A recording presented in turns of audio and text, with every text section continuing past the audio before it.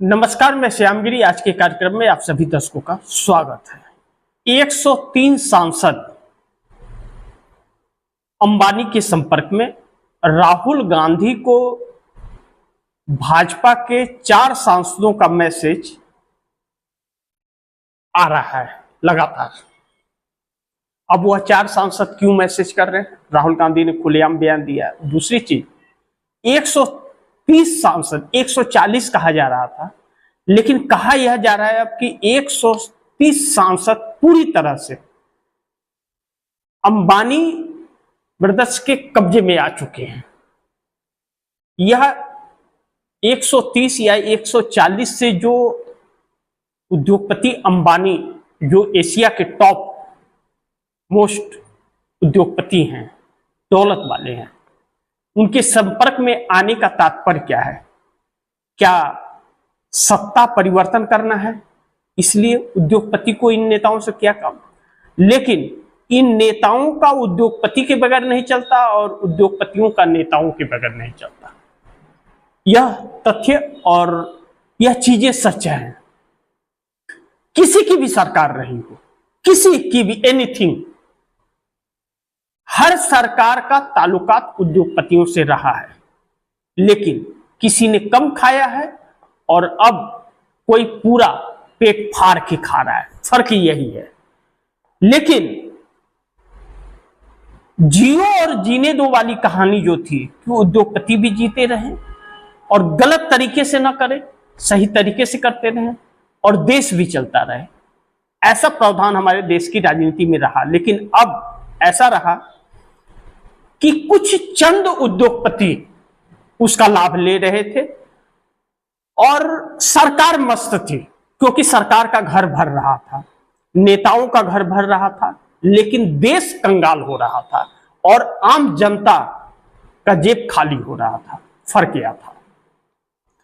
अब ऐसे में जब मुकेश अंबानी के बेटे के चिड़ियाघर वनतारा के जांच के आदेश हुए और छोटे भाई मुकेश अंबानी के अनिल अंबानी के घर पे छापे पड़े और कई ठिकानों पे छापे पड़े, तो अंबानी ब्रदर्स नाराज हो गया। इसका मतलब साफ है कि 130 सांसद 140 सांसद से अगर अंबानी का संपर्क हो चला है और 130 सांसद उनके पक्ष में चले गए हैं, तो सत्ता अब ज्यादा दिन टिकने वाली नहीं है। यह बात सत्य है। दूसरी तरफ अडानी के लिए मोदी कोई भी समझौता अमेरिका से करने के लिए तैयार है, जैसे कि कपास के लिए रास्ते खोल दिए।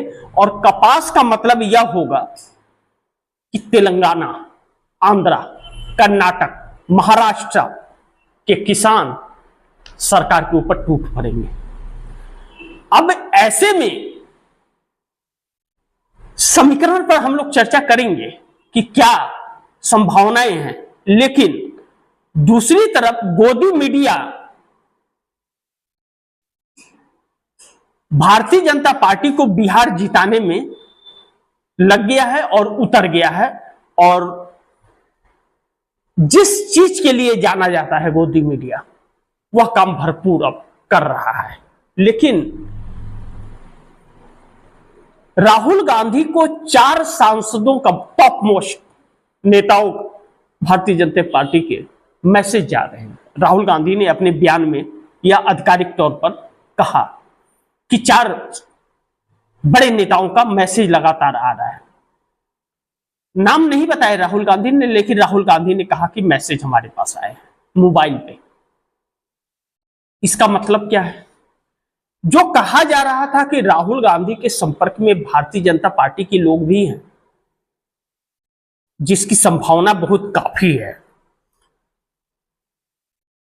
तो क्या यह मान ले कि उद्योगपति मोदी सरकार को गिराने जा रहे हैं? यह मान ले अगर, तो कोई शक और कोई आश्चर्य नहीं होगा, क्योंकि उद्योगपतियों के ही दम पर यह सरकार टिकी थी और उद्योगपतियों ने ही मोदी सरकार बनाई थी। पहले व्यक्ति अनिल अंबानी ही थे जो कहे थे किसी सभा के अंदर कि नरेंद्र मोदी में पीएम का मटेरियल है। और अडानी और मुकेश अंबानी ने सपोर्ट कर दिया था। अनिल अंबानी ने तो भरपूर सपोर्ट किया ही था। जो प्रधानमंत्री अनिल अंबानी को राफेल का काम दिए थे, मेंटेनेंस दिए थे, और जब राफेल की डील हुई थी तो अनिल अंबानी का उसमें एक योगदान था। उस अंबानी के घर अचानक क्यों छापे पड़े? जरूर कुछ खटपट होगी, और यह खटपट बहुत ज्यादा हो गया है अब। लेकिन अब 79 लोकसभा सीट चोरी हुए हैं क्या? 79 लोकसभा सीट चोरी हुई है क्या? यह एक बहुत बड़ा सवाल खड़ा हो गया, क्योंकि राहुल गांधी ने कहा कि भारतीय जनता पार्टी वाले अभी ज्यादा पगलाए ना, अभी तो मैं बहुत सारे सबूत पेश करने वाला हूं। साफ उन्होंने कहा है कि भाजपा वाले अभी बौखलाए ना, पगलाए ना, मैं अभी बहुत सारे सबूत पेश करने वाला हूं। हरियाणा का, महाराष्ट्र का, मध्य प्रदेश का, लोकसभा सीटों का, 2024 लोकसभा सीट का, अभी बहुत सारे सबूत मैं पेश करने वाला हूं। मैं साबित करूंगा कि 2024 लोकसभा चुनाव चोरी से जीती गई है, महाराष्ट्र का चुनाव चोरी से जीता गया है, हरियाणा का चुनाव चोरी से जीता गया है, मध्य प्रदेश का चुनाव चोरी से जीता गया है। सबूतों के साथ राहुल गांधी ने खुला ऐलान कर दिया इस बात का। और जब से राहुल गांधी ने यह ऐलान किया है, सरकार बौखला गई है, चुनाव आयोग बौखला गया है। अब यह भी खबर निकल रही है कि एसआईआर जो बिहार में हो रहा है, फाइल ही गायब हो गया चुनाव आयोग का। अभी तो एसआईआर कंप्लीट भी नहीं हुआ है, तब तक फाइल ही गायब हो गया। यानी कि सबूतों को मिटाने का कार्य शुरू है, यानी कि राहुल गांधी का प्रभाव चुनाव आयोग के ऊपर और सरकार के ऊपर पड़ रहा है, और राहुल गांधी का डर चुनाव आयोग और सरकार को सता रहा है। दूसरी चीज कि जो टैरिफ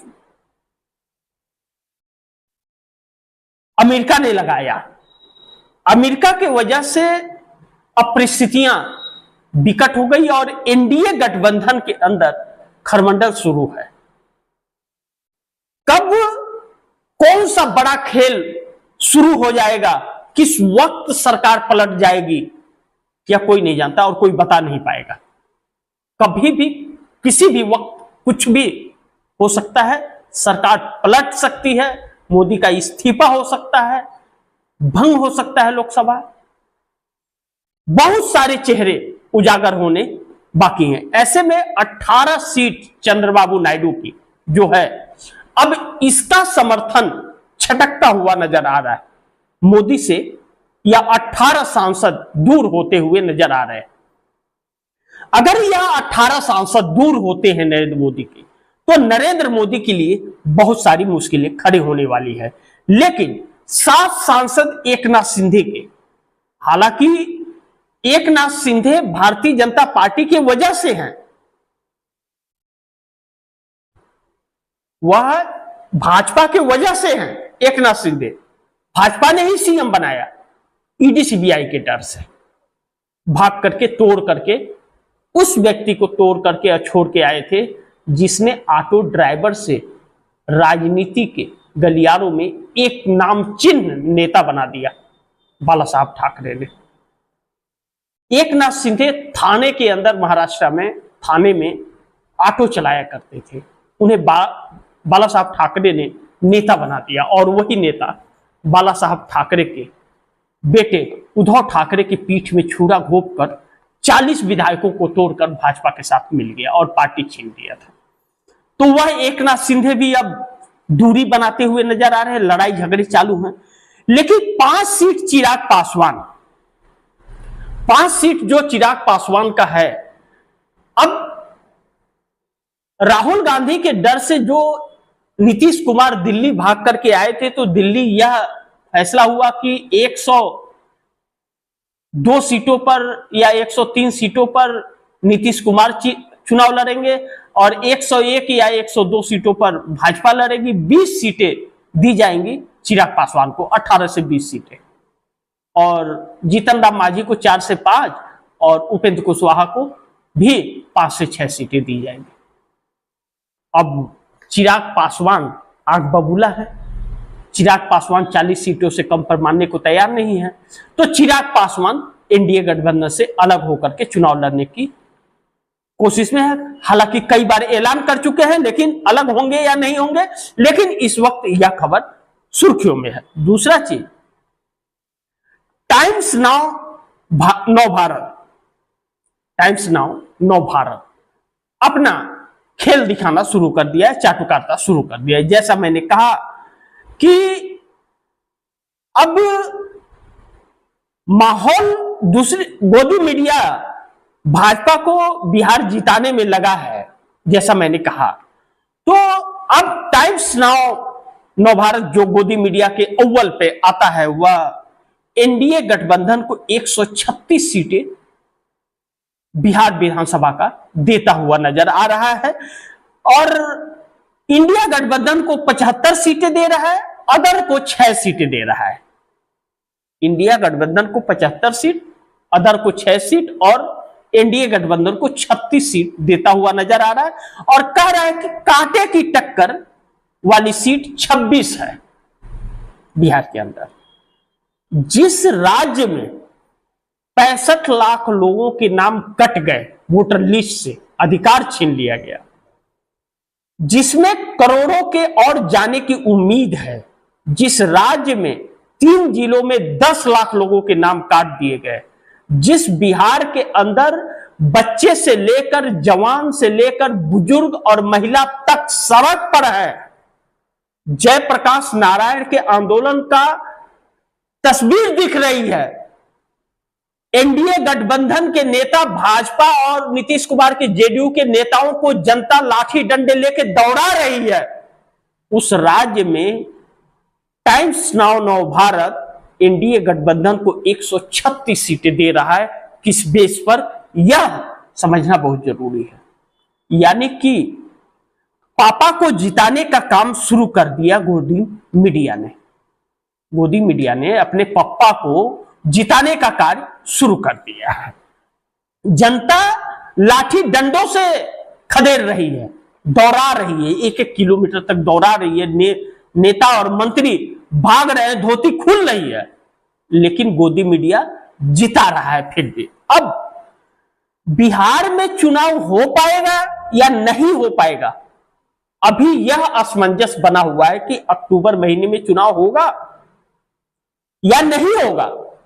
इस बात पर अभी संशय बना हुआ है, क्योंकि बिहार का माहौल जो है वह 1 सितंबर के बाद शुरू होगा असली।